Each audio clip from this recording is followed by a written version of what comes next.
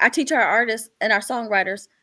There's two products. You said, some ownership in the product, right? So there's that it's like baking a cake. When what's the recipe of the cake, right? Nobody ever shares their recipe, right? Right. That's your intellectual property. That's Exactly. my cake. It's 2 eggs, two whatever, cup of this, cup of that, a little some secret ingredient only I know to make it taste the same every time. And Hmm. if I write it down, that recipe it belongs to me. That's like my copyright, right? Hmm. That's my Yep. secret recipe for how to make this cake taste the same every time.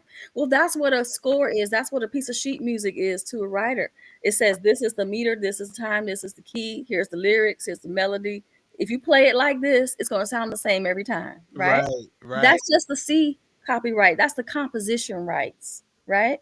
But then you don't know what that song sounds like unless you know how to play an instrument or can sing it. You don't. It's just a piece of paper.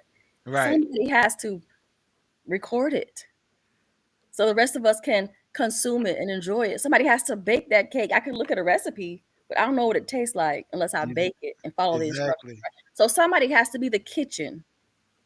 I like And that so the analogy. studio is the kitchen, the label that's going to invest in that artist and musicians to come produce that sound recording, right? Which is a whole nother product, whole nother copyright. That's that little Hmm. P in a circle.